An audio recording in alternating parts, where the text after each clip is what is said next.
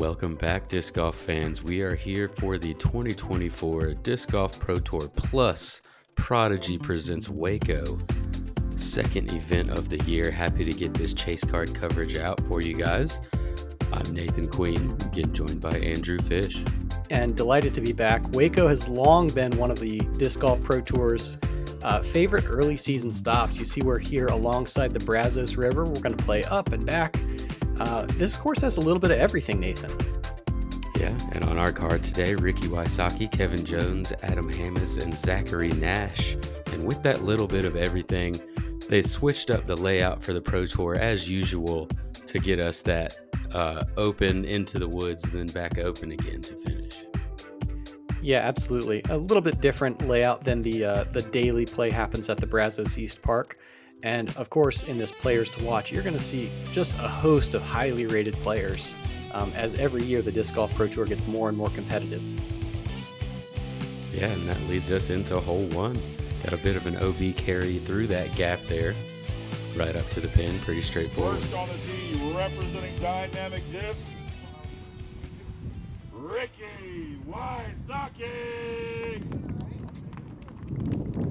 And Ricky Wysocki, always a Pro Tour favorite to win as well as crowd favorite, going to line up the hyzer over the right side. This is a popular play for the right-handed players in particular.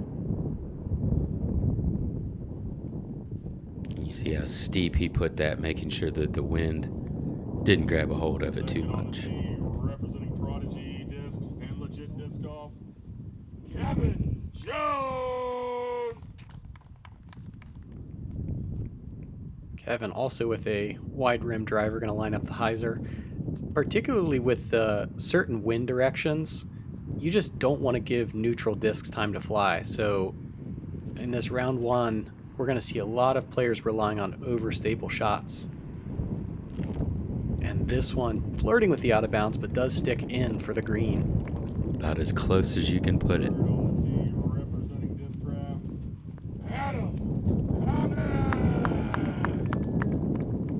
Adam Hammis, you see, also lining up that right side.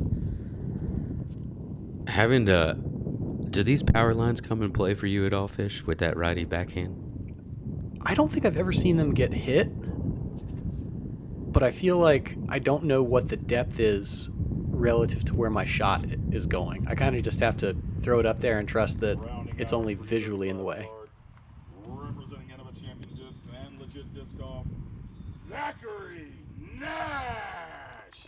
And that is how it played there for Adam Hammis. It looked like he went right in between the middle of the six power lines you see up there. And Nash going to try to show us that straight line. Didn't quite get the turnover he wanted on that one, but did hit the gap. Good luck, gentlemen. Lands him in mid-circle 2.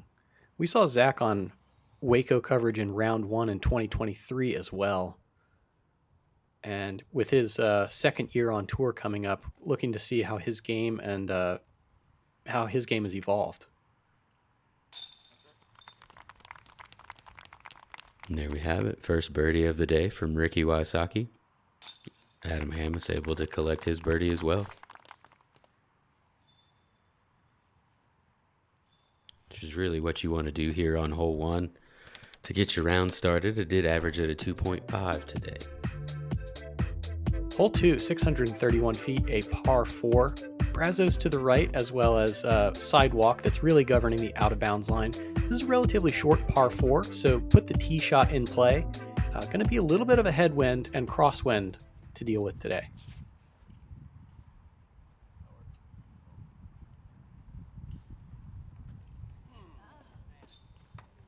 And just fine, even though he caught that last tree there. Plenty of distance to give him a reasonable approach. Hammis high and right, going to tag some branches, and that'll cut off quite a bit of distance and run him to the left. Probably should have some way to approach the green, but farther back than he'd desire.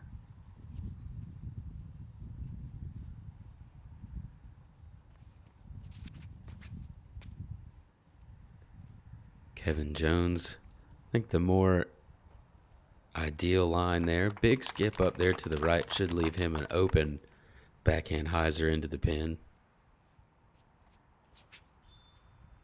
And Zach kind of wide to the right, but fast enough to get back inbounds. And that's going to put him, I think, in the best position of the group. Pretty simple upshot shape now. Yeah, it looks like Adam's going to decide to go this left side. There's some late trees here that are a little harder to miss. You can't really see exactly where you want to throw. He does miss those trees, puts himself inside circle 2. Jones, this is dragging pretty far right, and I can't tell if that tree really helped or hurt, but he'll be also near circle 2. Ricky to the forehand from an awkward stance, maybe unnecessary with how that tree was. Yeah, seemed like he was reaching the long way around. Got himself a putt, though. And Nash a little sloppy on the upshot. Yeah, definitely left some more on that one than he wanted to. As you can see, always out here on the Brazos, that wind is moving a bit. Good effort from Hamas, perhaps getting the read from Kevin's disc floating over the basket. And good looks for Zach. Yeah, way to clean up the upshot with a solid putt there. No nerves on that one.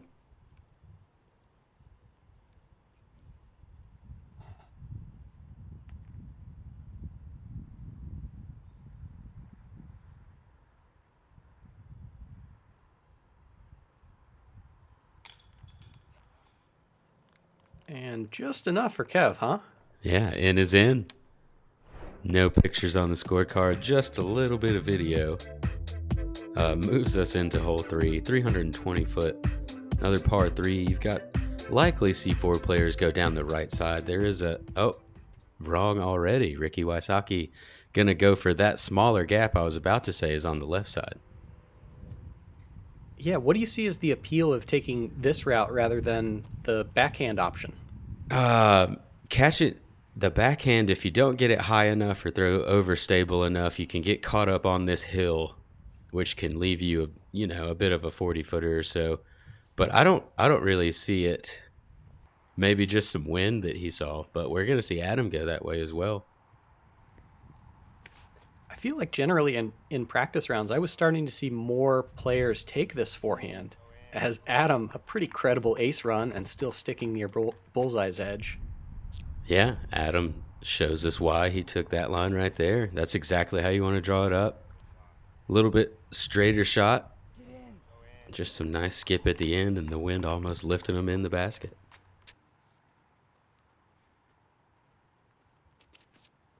And Kevin also going to slug something. Looks like maybe a 60% shot, but steep anhyzer.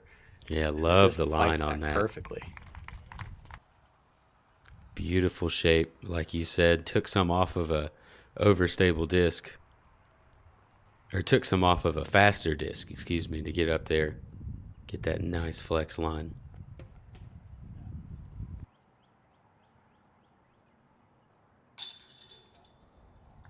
Wysocki going to convert, and you'll notice that we're going to cut short on tap ends. Y'all have seen enough tap ends in your lifetime, as have we.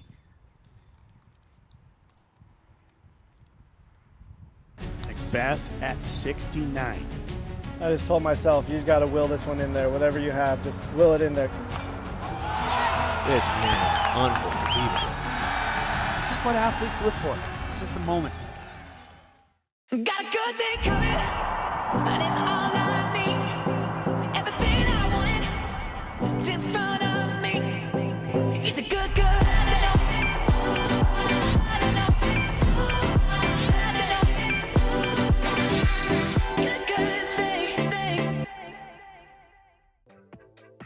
We played 3 open holes. Now we're going to duck into the woods. 441 par 4, and it's still going to score hard, even as short as it is. This fairway snakes from right to left and then back to the right. Basket kind of perched on the edge of a little drop off. I feel like there's an aggressive forehand and then just more conservative straight backhands with a little bit of left finish on them. Yeah, it's a very technical tee shot. even with the touchier shot, not trying to get too aggressive, that Kevin Jones has almost he executed that perfectly. Got a bit of a strange kick, but he might have the inside line. But it's just Yeah. hard to land in a spot where you have a straight second shot. Definitely. I actually kind of like the little rollout that Kevin got rather than Ricky pinning himself on that left side. Both threw totally fine shots, though. Nash pretty wide, and he and Adam are going to be scrambling very early on the hole. And where the landing zone is at from the tee pad, you don't really get to throw really hard, and you don't really get to throw your soft touch shot either. It's kind of an in-between distance. Yeah, I know that lots of players will go back and rethrow this a couple times during their practice rounds just to see where stuff happens to land. Zach didn't look like he was getting too aggressive there, but ends up catching some stuff left side and going to be in some more trouble. Man, fun little finesse shot from Adam. Yeah, able to get up there and get himself a look. Did you see Ricky? Beautiful line there. Great camera shots. You see the straight shot. A little bit hot on that. That's scary as it drops down to some water just behind there. And Kevin, very easy birdie.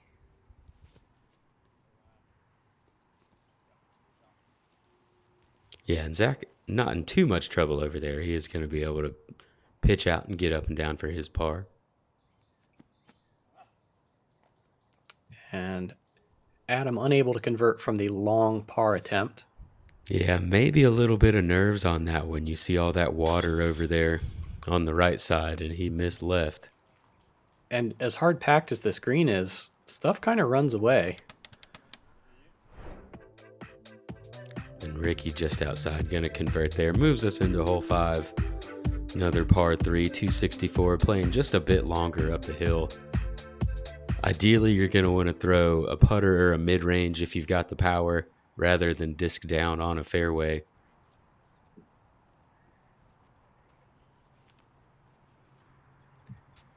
Decent shot to be up on the shelf. Wysocki going to go with the forehand, and looks like this is still a slow disc. He's giving it full speed and trying to climb the hill. Yeah, and typically you do climb that hill. Most of the time when you hit right there, you see him jump on up. Surprised not to see that one hop over the top. And the right skip is pretty common to see for that backhand. Nash inside the circle. Hamas going to go zone and a little bit undisciplined on the nose angle, so he's falling off to the right. Yeah, you can end up with an open putt down there, and Ricky well low on the hill. I thought he was still going to be about circle's edge up there.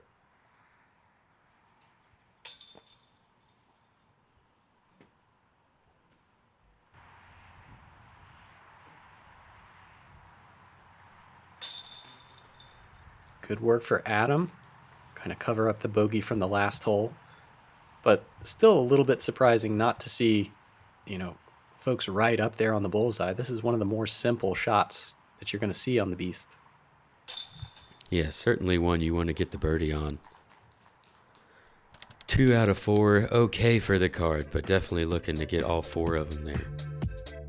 Hole 6, par 3, 267 feet, a couple of stacked gaps, and then trailing down the hill to the right. Forehands and backhands both work just fine, but I noticed that the grass was a little bit more lush, so a lot of shots that we typically expect to see parked are going to get caught on the hillside high.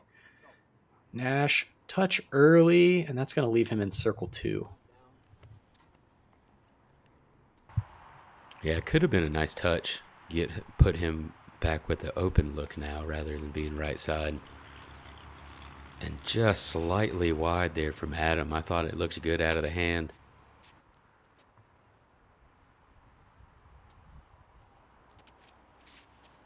Kevin to the forehand, a little bit of flip up and pushing. And that's just about ideal, Nathan. That's where you want to be just about every time. Those big putts are nice, but it's a lot less stressful if you're about 6 feet away.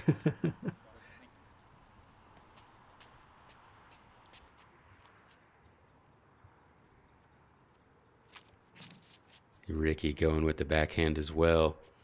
Looks to be right down the fairway. Yeah, nothing wrong with that.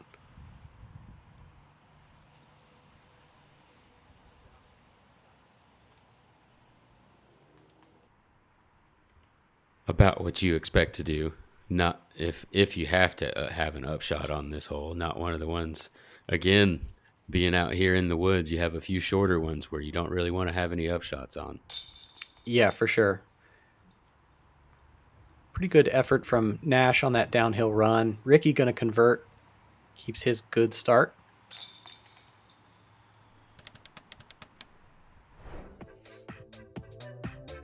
Moves us into hole 7. Another shorter par 4, 462 feet. I would say a bit more eagleable though, now with this short distance. If you've got a good forehand, pipe a little flex line through there to finish just over top of this ditch here, or culvert. But you'll likely see some easy backhand plays, as this is a very silly feeling par if you're not able to convert. But Kevin drifting a little far left there. Yeah, that looks like a fairway hit, but he's going to have an awkward approach angle. Wysocki, that might have been an eagle play, but it never moved left at all. Yeah, it looked like the body wanted to be aggressive, but the angle on that disc just didn't do it for him. Friendly kick left for Nash after he sends his shot too straight. Let's see if Adam can kindly show the group how to do the shot correctly. Yeah, that should play nicely. Maybe a little bit farther left than you'd like, but I think he stayed far enough back that he's not really pinched off at all.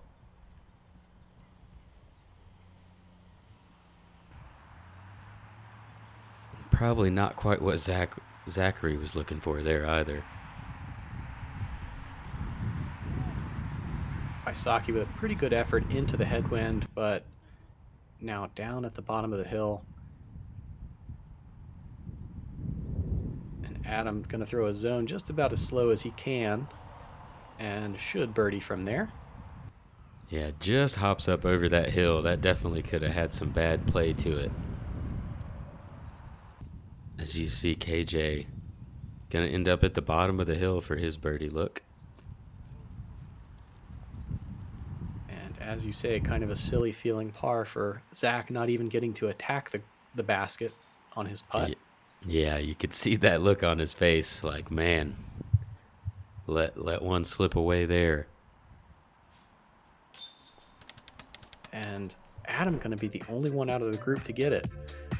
Hole 8, 213 feet, a par 3. Once again, forehand and backhand both work, but the basket kind of tucked right at the edge of a drop-off. This is about speed control as well as gap management. Yeah, too high here from Adam, but what a great tree. That was going to carry well on past circle 1 down that hill. And when I envision the shot, that's pretty much what it is. Like, I want to throw it low with some speed and feel like I left it short. And if I do that, it usually comes up inside the circle still. Yeah, absolutely. You see Ricky does check up there late. Had a bit more speed on his, but does catch the ground.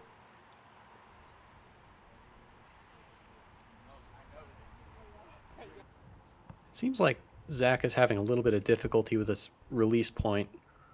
A lot of shots drifting right early on him as we've gotten into the woods section.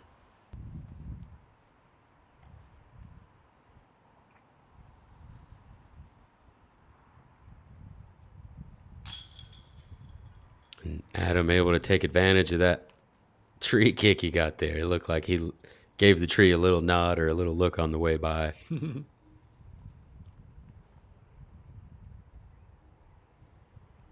KJ, similar spot with a more executed shot.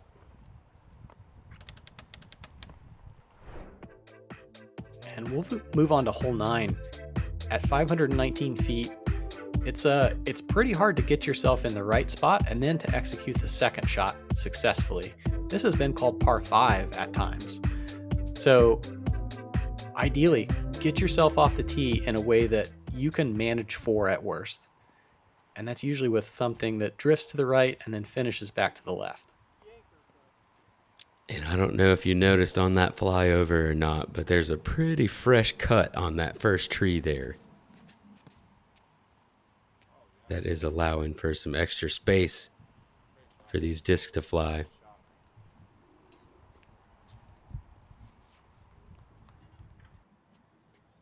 And yeah, that's down there in the honey spot. Wysocki. It's a good idea, but it pulls a little bit too far to the right.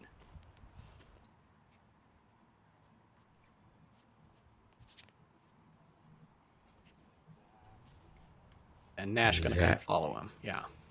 Yeah, just about had that one, but again, just a little bit too far right.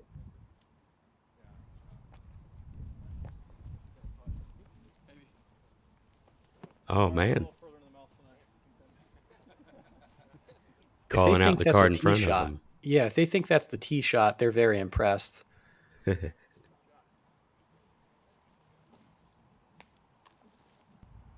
Nice pitch out there to the bottom of the hill. That's where you need to be. Yeah, Nathan, I feel like this hole exemplifies how critical the landing zone is, where the shape of the hole means that if you're not in position, all you can do is kind of get down there to the spot. Yeah, definitely so. It's KJ with a nice up and down. Oh, and Ricky a little bit off to the left. Gonna have too much nose up on that forehand.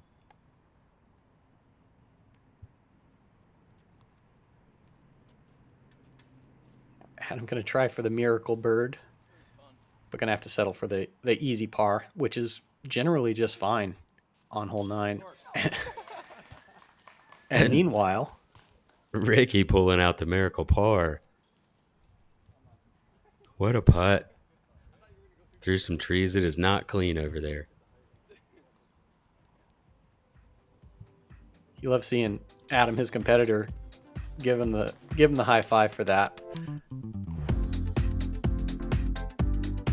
And as you see here, everybody in decent shape after the front 9.